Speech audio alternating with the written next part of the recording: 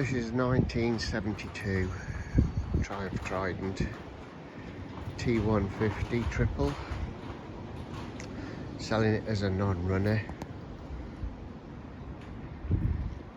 It's got no ignition switch, but it looks like it's been stood a while.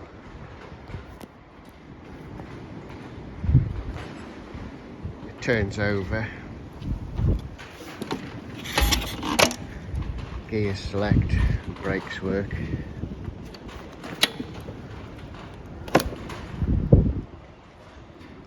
Reasonably tidy under there.